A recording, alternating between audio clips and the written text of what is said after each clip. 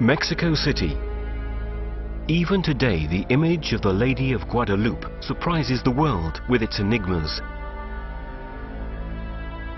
It appeared mysteriously on the cloak of a Chichimeca Amerindian and is affectionately known as the Morenita because its features appear to be half-caste.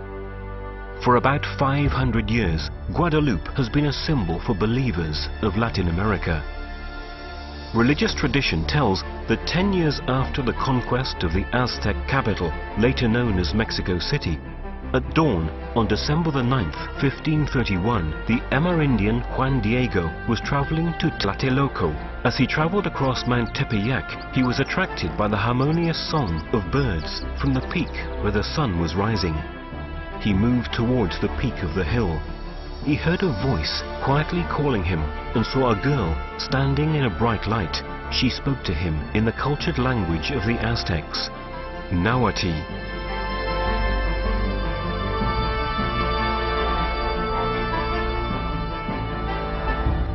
Juan Diego, sin te ruego, te suplico.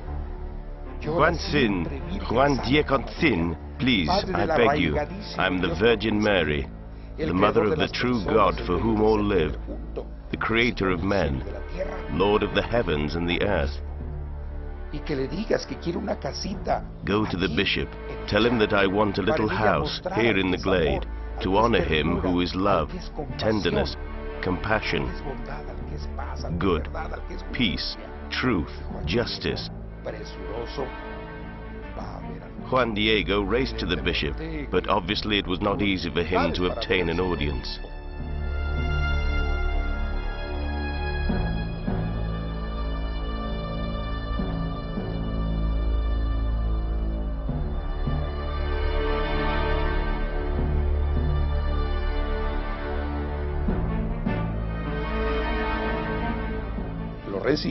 Finally he was received, but the bishop did not believe him and said, I will listen to you later, when I have time.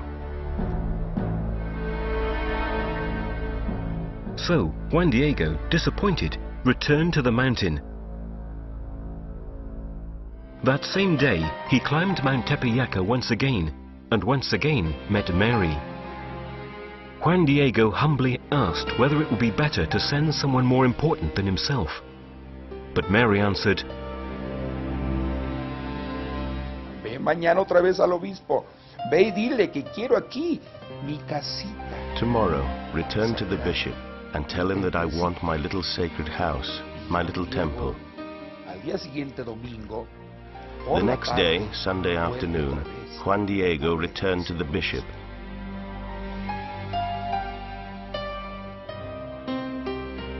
Who did not believe him and said, bring me proof, a sign, so that I can believe that it is truly the Lady of Heaven who sends you.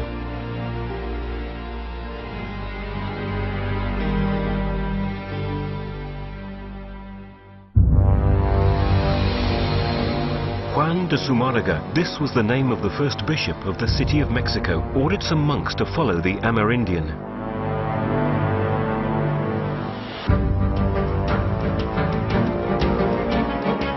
The monks followed him for some time along the path through the woods, but they could not keep up with him, and finally, inevitably, they lost sight of him.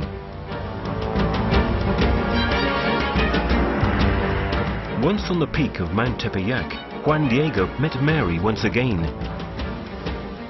When she heard from the poor man that the bishop wanted proof, Mary asked Juan Diego to return the next morning when she would give him a sign to show to Zumárraga. However, Juan Diego did not return the next day. In fact, he had to go and look for a priest, fearing for his uncle, who was seriously ill.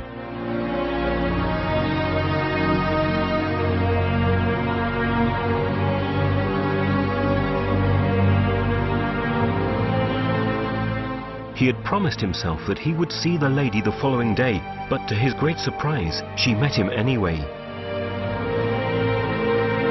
Juan Diego, what concerns you? What are you worried about? What is happening? After listening to Juan Diego's explanation, Mary said, Don't worry.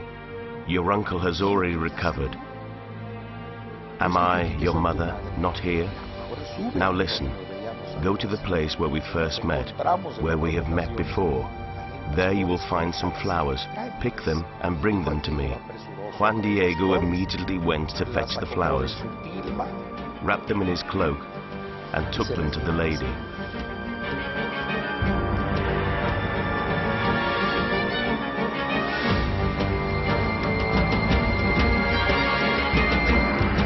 Who, when she saw them, touched them, and arranged them and said, "Go to the bishop and give these flowers only to him, and say that this is the sign that the Lady of Heaven has sent to him." It was late on the morning of December the 12th when Juan Diego ran back to the bishop to take him those wonderful Castilian roses, which had never grown on Mount Tepeyac, especially in midwinter. When he reached Zumarraga's palace, the Amerindian had to wait a long time before he was received.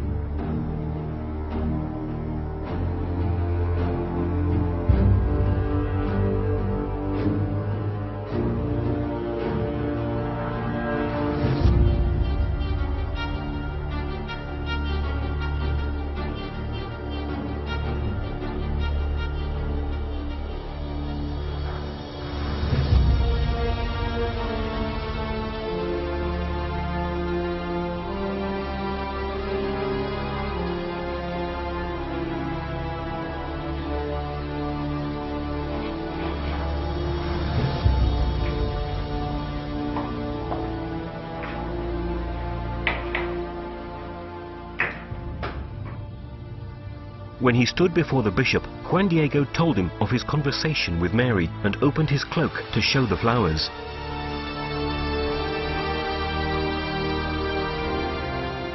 At that very instant, on the poor material of the cloak, an image of Mary appeared. The bishop and all those present fell to their knees before the miracle.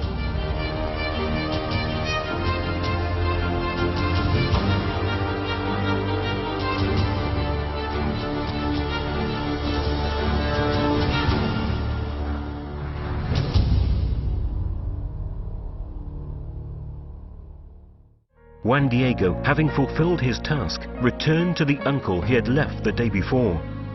His uncle told him that the Virgin had appeared at his bedside, introducing herself with the name Guadalupe. The story of Juan Diego and the Virgin of Guadalupe soon spread by word of mouth, as in the Aztec tradition. There are numerous written sources and local writings that mention this event. It has therefore been possible to verify that the people in this story truly existed. Amongst the local sources closest to the time of the events, there is one that is considered a masterpiece. Its name means, "Here it is told." It is the faithful and historical document of the apparitions of Our Lady, written just 20 years after the apparitions of Our Lady. It is beautiful from the historical, poetic and literary point of view. The most important document is the Nican Mopowa. Undoubtedly, it is one of the most important and ancient. The oldest copy, which is held in the New York Public Archives in the Lenox collection, was written by Antonio Valeriano, an educated Amerindian who studied both Spanish and Latin with the Franciscans, so that he wrote with Latin characters, but with Nahuatl sounds. This and other sources, such as the Code 1548, also known as the Codice Escalada, dating from the year of Juan Diego's death, have been carefully analyzed by the Church. In 1990, Pope John Paul II beatified the Amerindian. St.JuanDiego thus became the first lay Amerindian to be canonized in the history of Christianity. Juan Diego's tilma, on which the image of the Morenita appeared, was a poor cloak, also known as an ayate, used by the poorest Amerindians. They were very long woven cloths that the Amerindians wrapped themselves in. At times they slept on the ground and covered themselves in the cloth, or they used them to carry goods. They wrapped the things they bought at the market in them. They were rough cloths with many uses. This cloth was woven on a belt loom about 50 to 55 centimeters wide. San Diego's ayate was formed of 3 pieces and the image formed on 2 pieces. So we can see the joint between the 2 cloths and the seam that runs vertically through the image. Se hizo un estudio en el Instituto de Biología de la Universidad. In 1946, the Institute of Biology at the Autonomous National University of Mexico studied the cloak, confirming that it was made from agave fibers. The ayate was certainly not the typical canvas used for paintings.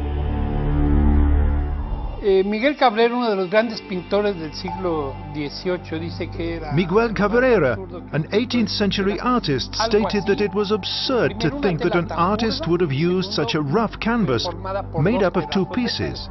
When various canvases were joined for a painting, the seam was hidden. It was unthinkable that the painter should leave a visible seam. So, how could an agave canvas, which is very fragile, be preserved for such a long time? It is necessary to treat it continually, to fight the parasites that attack it. That is to say, for example, unlike a linen cloth, which is very durable, agave fibers only last for a very short time. This topic has been a surprise for many investigators, since the fabric has been conserved for more than 475 years.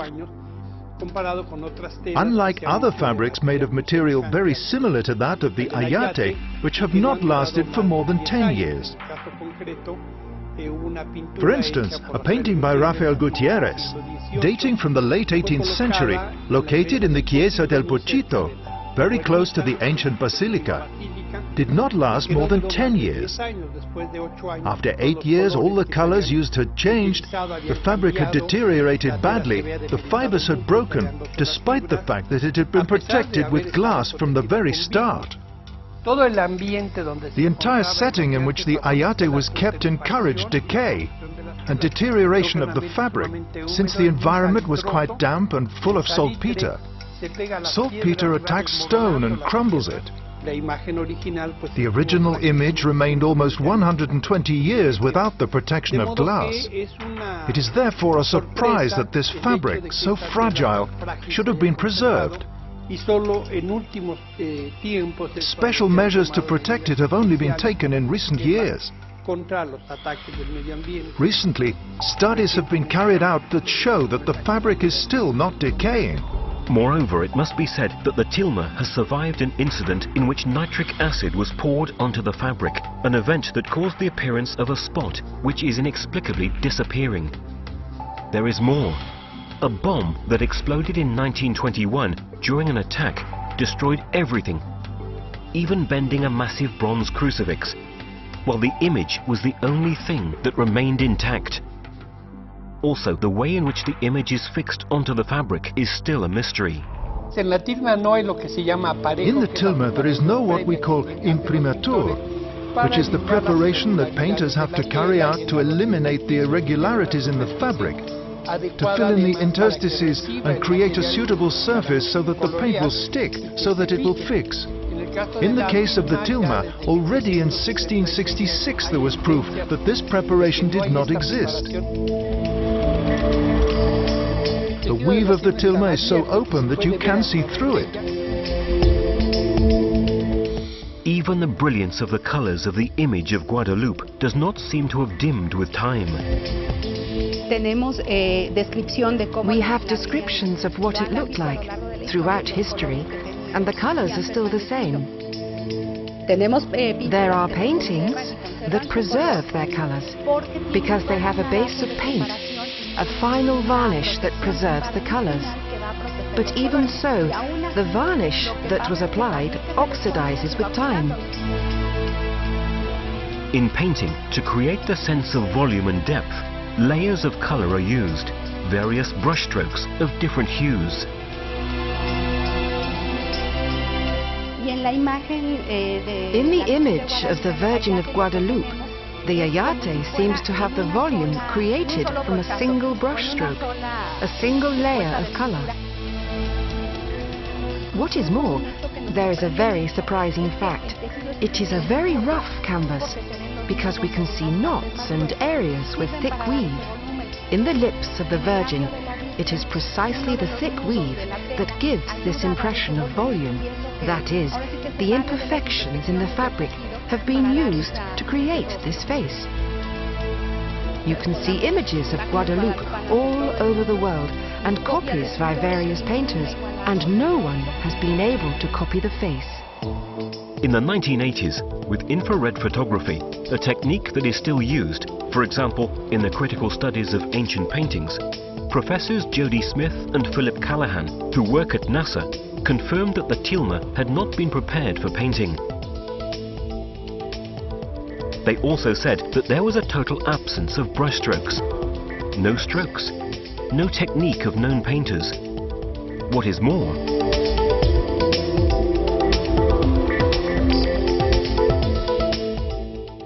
Dr. Callahan concluded, following his studies, that it was not possible to determine the type of pigment. Le sorprende la conservación de los pigmentos después de tanto tiempo. In fact, he was surprised that the pigment had been preserved for such a long time. He was also surprised by the fact that the tilma did not show any damage caused by the smoke and the light of the candles that were used. Callahan's discovery confirmed the results of previous chemical analysis of the tilma. También se ha podido ver a través de estos estudios que in particular, through a study carried out in 1936 by Dr. Richard Kuhn, a yellow fiber and a red fiber of the ayate were analyzed. Kuhn could not determine whether the pigments were of vegetable, mineral or animal origin. Nor has it been possible to explain the preservation of the pigments, which after such a long time appear so natural.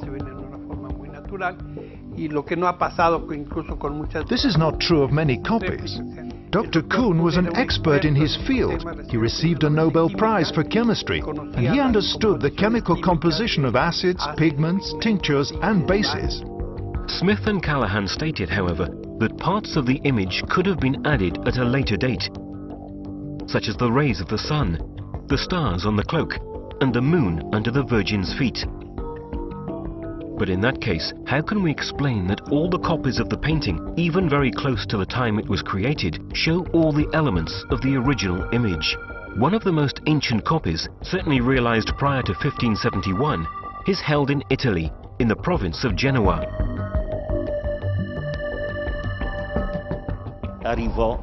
This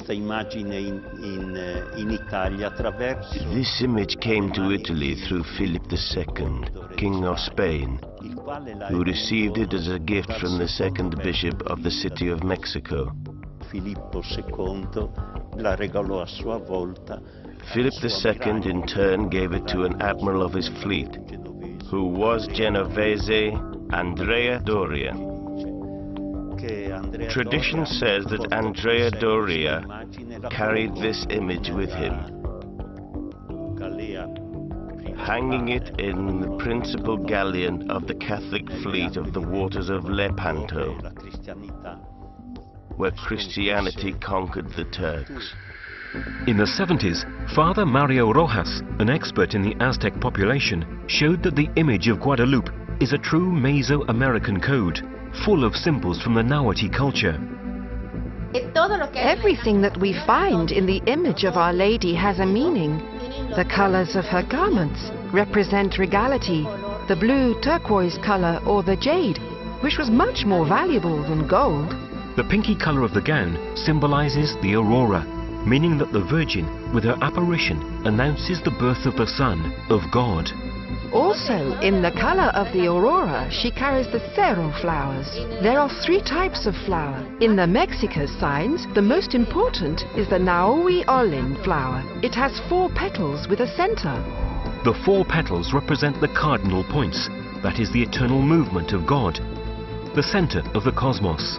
This, for the Mexicas, meant that it was the most important thing that she had, as if she was saying, I am carrying the godchild, the sun child, so that he can be born here with you, so that you can know him. And they understood this perfectly with the Naui Olin, the flower. Even the shape of the flowers on the Virgin's garments has a precise meaning. The cerro flowers are called this because they have the shape of the mountains. This is how the mountains were shown on the maps, what they look like with little pointed peaks. And with this, she wanted to say Tepeyacatl, peak of the mountain, or pointed mountain. Father Chavez exalts the most important meaning of these flowers, but all the native people called floricanto. Si la señal para el obispo son las flores, the sign for the bishop was the flowers. In a land like the Tepeyac, arid, dusty, salnitrous, where there was no life and yet flowers bloomed, while for the native peoples, floricanto meant truth. The sign, therefore, was much more potent, much stronger for the native mentality than for the Spanish. They said, I can't see the root, but I understand that there is life in the root. So, the sign that the Virgin was sending to the bishop was the sign of truth. The Amerindians understood all this because it was part of their life, their culture. They understood perfectly that not only was that figure noble, but also that she was an empress, because only the emperor, Moctezuma, could use the azure cloak, which meant the sky dotted with emeralds. That is, it became a turquoise color. It also meant that she was a mother, because she was pregnant with the omnipotent God, since the four-petaled flower was present. That she was a virgin, like a maiden, because of the loose hair combed down, which meant virginity. So the Amerindians saw in the hair virginity, and in the belt maternity. In fact, in the Aztec culture, when a woman was pregnant, she wore a dark purple ribbon around her waist. A mystery also lies in the stars on the cloak. Dr. Juan Homero Hernandez Yescas carried out a specific study in cooperation with two doctors in astrophysics, Canto Io and Armando Garcia de Leon of the Autonomous National University of Mexico. The researchers began by calculating the date and the position of the stars corresponding to the winter solstice of 1531. In fact, they knew that for the Aztecs, the winter solstice meant the birth of the new sun, the light that rediscovers strength and vigor, and it was therefore a very important moment of the year. The scholars discovered that in 1531, the solstice occurred precisely on December the 12th, the day of the miracle of Juan Diego's tilma. It is interesting to note that the winter solstice should have taken place on the 22nd instead of on the 12th. The astronomers of the Mexico Observatory have said that the solstice occurred on the 12th because we had not yet changed from the Julian calendar to the Gregorian. This occurred 50 years later. As the Nican Mopoa tells, the miracle took place in the late morning. We must remember that at this time we cannot see the stars, so what we do is simply reconstruct the position of the stars in a planetarium. In observing the constellations that could be seen at that time in the territory of the Mexico Valley, Dr. Hernandez discovered something surprising. The sky coincided with the stars present on the cloak of the Virgin. On the left-hand side of the cloak, we see the southern constellations, 4 stars that are part of the Ofuco constellation. Below, we can see Libra, and on the right is one of the stars of the Scorpion. At the height of the arm, we can see 2 stars of the Lupus constellation and the tip of Hydra. Lower down is the slightly inclined quadrant of the Sagittarius constellation, and we can perfectly see the Southern Cross. In the lower part, solitary, shines Sirio. On the right-hand side of the cloak, we can see the northern constellations. On Mary's shoulder, a fragment of the constellation of Borte. Then, moving downwards, there is a perfect representation of the Great Bear constellation, surrounded top right by the Chioma Berenice and below by the Canes Venatici. On the left, Thuban, the brightest star of the Dragon constellation. Below, 2 stars that form part of the Great Bear, and at the bottom, 3 stars from Taurus.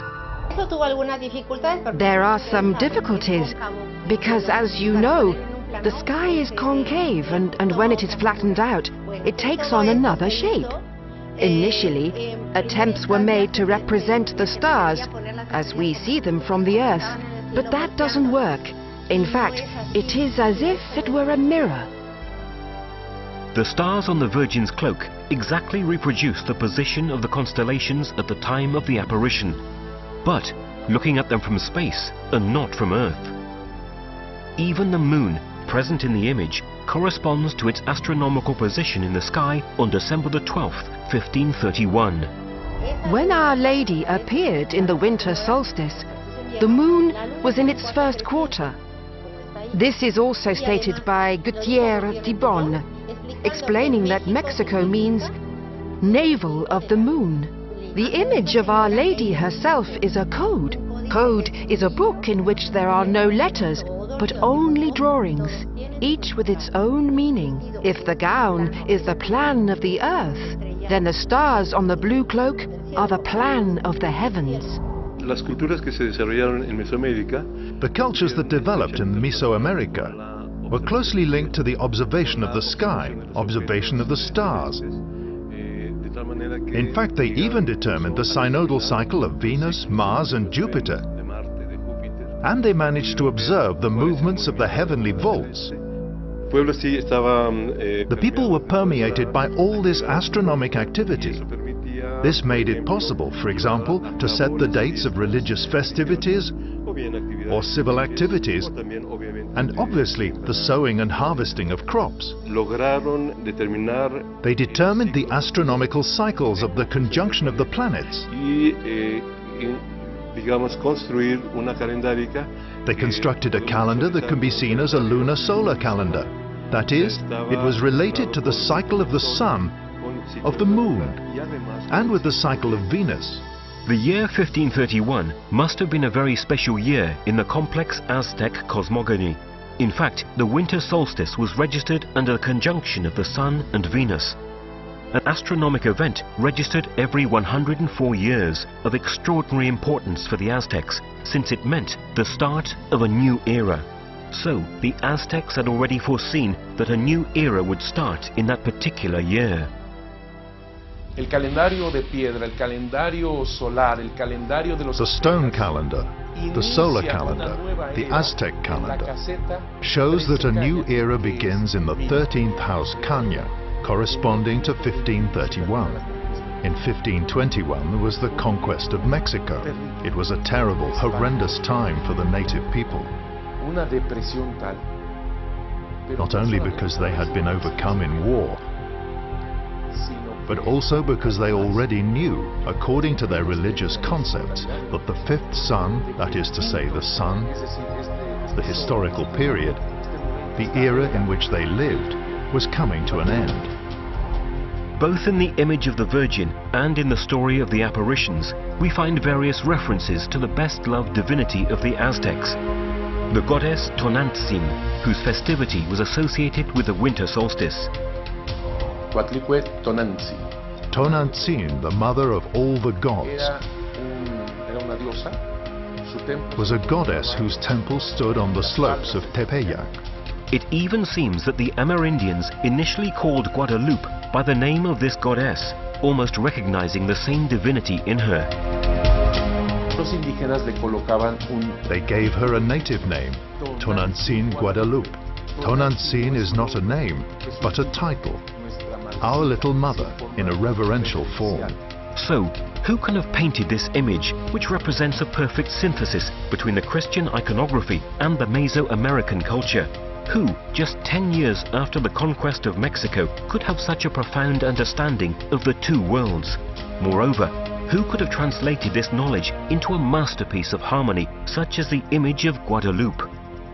The studies of the image of the Morenita have shown that the painting respects what is known as the golden section. a harmonic correspondence between the individual parts and the whole, between the spaces and the volumes, well known to the Greeks, and which can be translated into the golden ratio, 1 to 6.18, present in nature, in man, in the galaxies, and even in music. Initially, my husband took as a reference point the seam down the middle. Beginning from this, he found a perfect square, and from here, using a compass, he found another smaller part, which is a rectangle. The total, A plus B, that is the square plus the rectangle, gives us the golden or perfect ratio. In 2008, a mathematician called Fernando Ojeda Llanes, beginning from Pythagoras' studies of mathematics and music, made a sensational discovery. Using the golden rectangle of the image as a starting point, the mathematician obtained a pentagram, realizing that the symbols of the gown and the stars of the cloak fitted perfectly, like pauses and musical notes.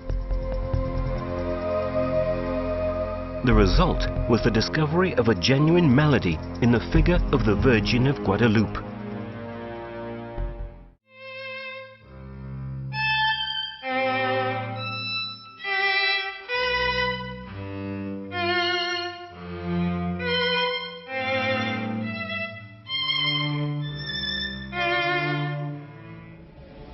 But the wonders that surround Guadalupe do not end here. The Peruvian engineer Jose Aztec St, taking up studies carried out in the 60s, according to which there are human figures reflected in the eyes of the Virgin, made an exceptional discovery. Para hacer este estudio lo que utilicé fue la tecnología que estábamos usando en el centro donde yo estaba. To carry out this study, I used the technology used in the center where I worked, which is known as digital image process. It is the same technology that the NASA uses to study the images sent from space. Muchas entidades utilizan también para estudiar imágenes. And many institutions use it to study. For example, microscopic images. At the time we were working on the satellite images of Mexico. For most of the images I used little squares of pixels, picture elements of 25 by 25 micron, or thousandths of a millimeter, which give 1600 dots per square millimeter.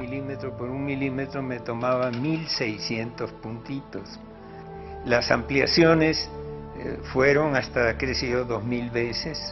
The images were enlarged 2000 times to attain very specific details.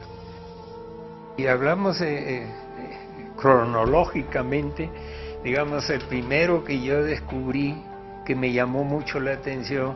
Following a chronological order, the first figure that I found and that attracted my attention was that of a native man, sitting with his legs crossed as the Mexicans used to do at the time. It is very detailed. The seated native wears a ring in his ear. The thickness is as fine as a hair.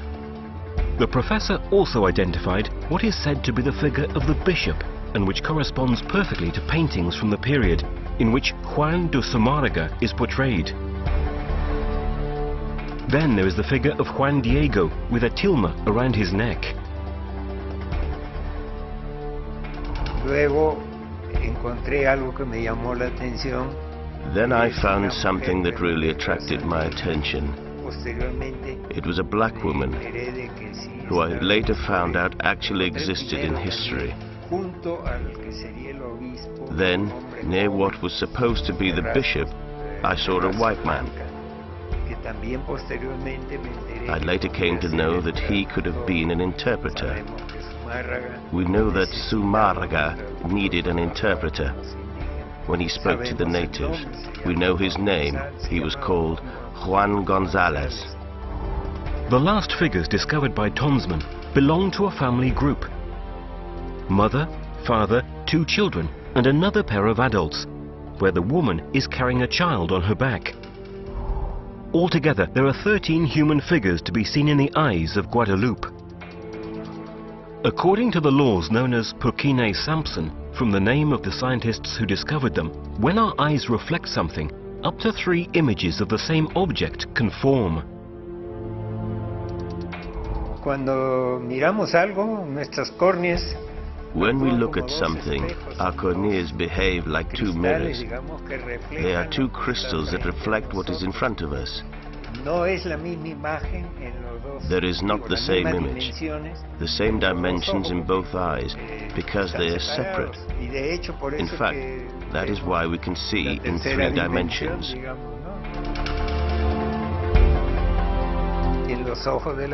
In the eyes of the Virgin, there are 13 joint images, but they are grouped in 2 scenes. One of the questions people often ask is, if the Virgin was in the tilma, how can she see Juan Diego? This is very interesting, because if we analyze the tilma very carefully, we can clearly see that there is no image of the Virgin. It is as if it were just a few instants before the image was impressed. So, the theory is that the Virgin is looking from in front of the group, invisible. The Morenita appeared to Juan Diego's uncle and healed him, and revealed her name to him, Guadalupe. But Guadalupe was a very well-known name in Spain, in the region of Extremadura. In fact, it is linked to another apparition of the Virgin, which has its roots in the period in which Luke, the evangelist, was writing his Gospel.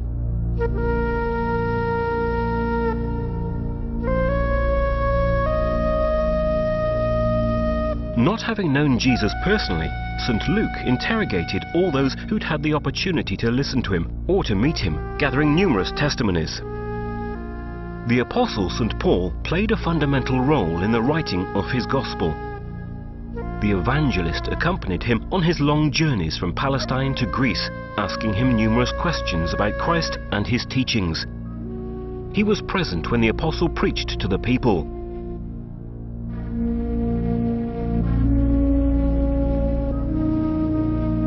But above all, the Gospel of St. Luke gives the faithful reconstruction of the stories about the true protagonist of this incredible story, Mary. During their long conversations, she confided to him many details of the life of her beloved son. His childhood, the first sermons. St. Luke carefully noted her words, listening devotedly.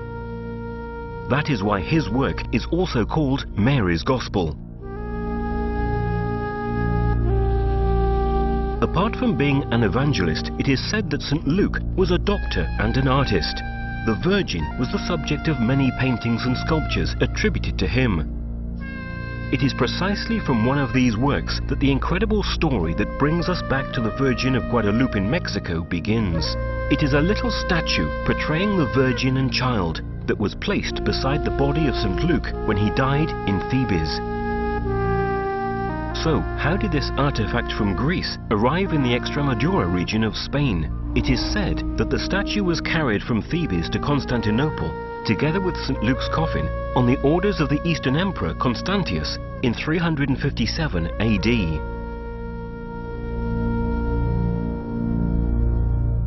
Con una grande processione fecero entrare. With a great procession, they brought the coffin of Luke into the church with all the imperial court. At the head of the procession was the Bishop of Constantinople, Macedonius, who held this statue on high while the procession proceeded towards the central altar. It is known that the statue was later given by the Eastern Emperor Maurice to the future Pope Gregory the Great, at the time when he was at the court as the Pope's ambassador. When he returned to Rome, Gregory had 2 images of the Virgin. One was a painting. The other was a small wooden statue that he took with him to his cell at Celio. Shortly afterwards, in 590 AD, Gregory was elected Pope. But the statue by St. Luke did not remain in Rome for long. Gregorio decise di regalarla. Gregory decided to donate it to a friend of his, Un uomo a very spiritual and intelligent man, Leandro, the Bishop of Seville.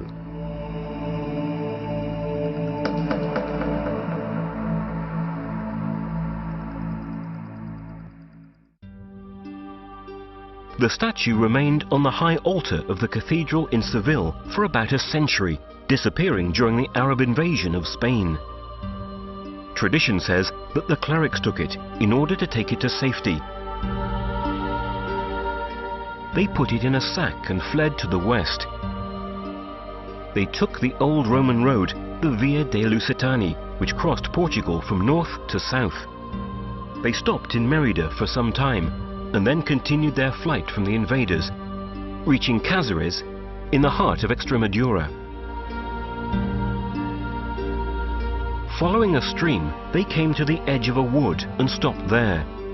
They decided that this was a suitable place to hide the precious statue.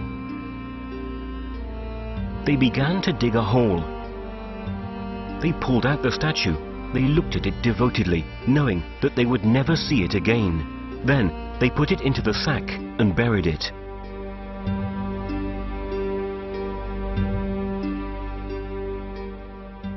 Di questa statuetta logicamente non si seppe più nulla.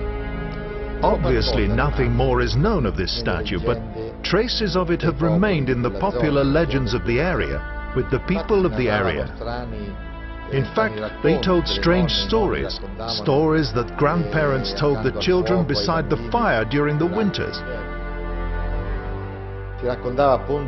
They told of a treasure hidden in the woods.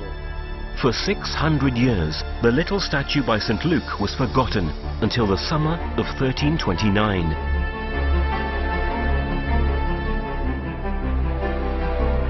Tradition tells that in that year, Gil Cordero, a herdsman from Cáceres, went into the woods to look for a cow that had strayed from his herd. He wandered around for 3 long days, walking the rough tracks of Extremadura. Gil had lost all hope of finding his cow.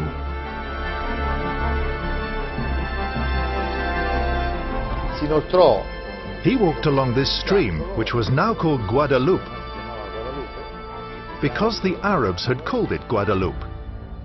Finally, in a little clearing, he saw his cow lying on the ground, dead. Si avvicina alla vacca, almeno per He went over to the cow to skin it, and at least to get some leather, and instead the cow stood up. It was alive and kicking. Just at that moment, in a blinding light, appeared the Holy Virgin. Mary asked the man to bring the local priests to the clearing and to tell them to dig in exactly the place where the animal had lain, revealing that they would find a wooden statue of her to be venerated. Distraught, Gil ran towards the village, and the next morning, when he arrived home, he told his wife what had happened. His wife, relieved that her husband had returned, told him that their son, who had been seriously ill, was now better. Gil went with his friends to announce the incredible fact to the priests of the village.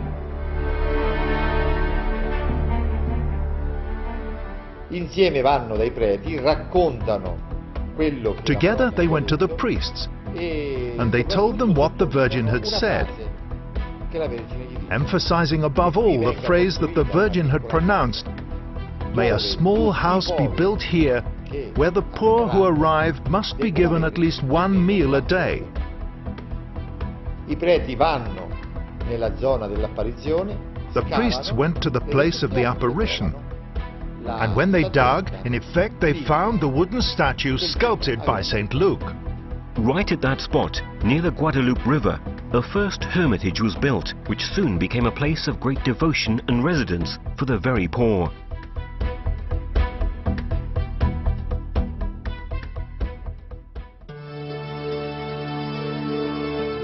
Subsequently, the King and Queen of Spain, Isabella and Ferdinando, had the habit of visiting this sanctuary.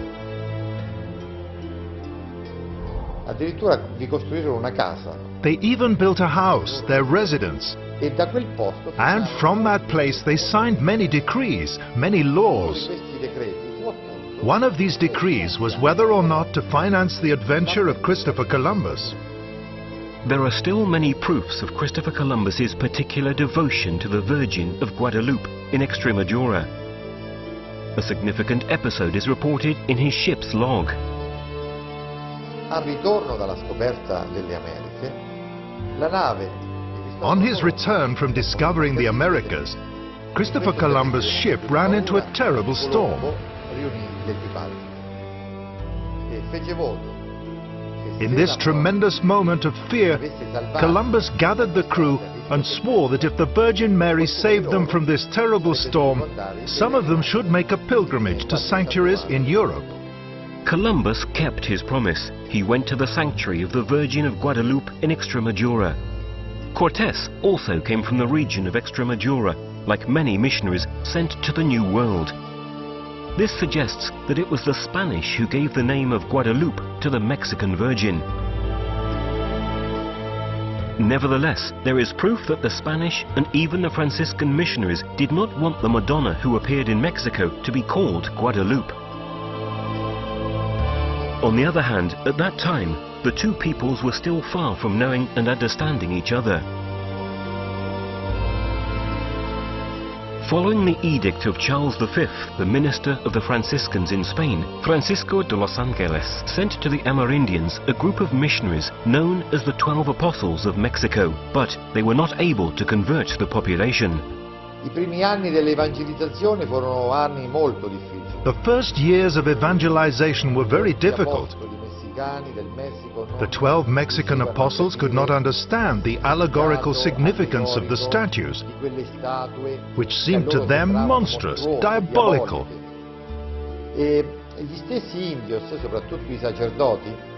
And the Amerindians themselves, above all the priests, could not understand why these men, so holy, who brought a message of peace, who brought a message of brotherhood, were any different from their white Spanish brothers who tortured, imprisoned and killed them. Li torturavano, li privavano della libertà, li ammazzavano.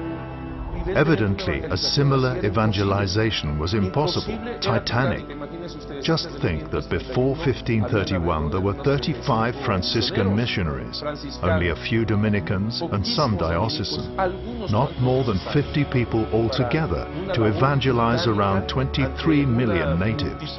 What is more, we know that the Spaniards were a terrible example.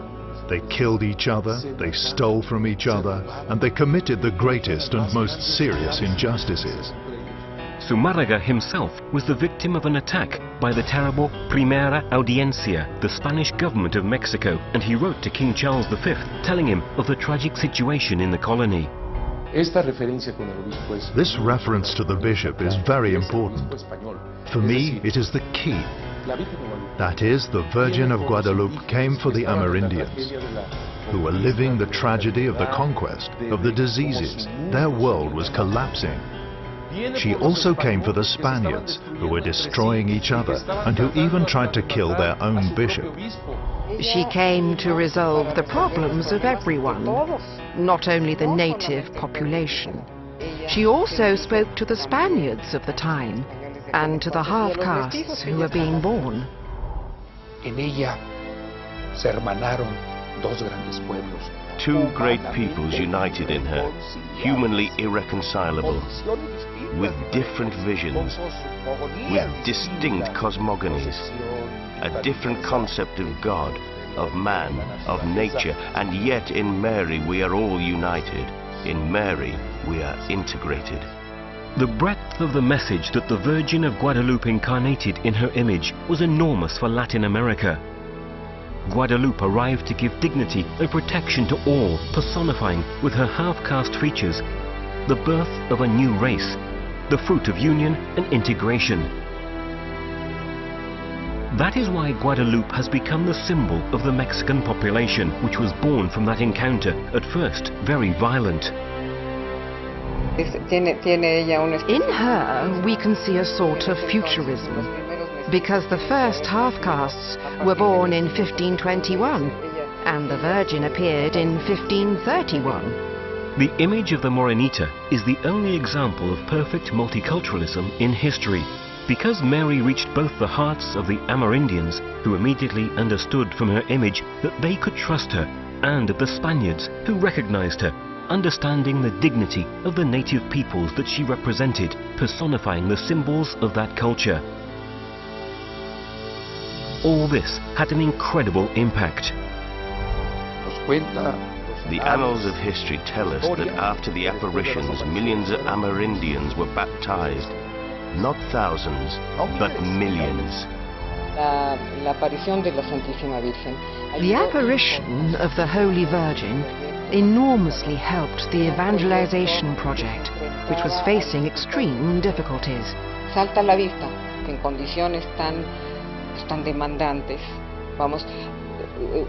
It is clear that an inexplicable external factor helped the mass conversion that took place here, in the center of Mexico.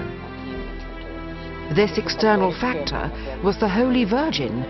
We believe in this. The Guadalupe image seems to have what we could call the gift of tongues. That is, it speaks to everyone with their own language. To the scientists in science, to historians in history, to anthropologists in anthropology. And as time passes, we can think that the 16th century apparitions spoke to the Amerindians through this image, which for them was a code.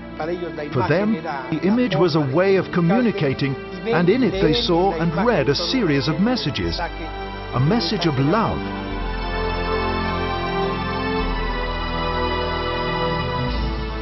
And that is how the cloak of a poor Amerindian with exceptional characteristics changed the history of the peoples of Latin America.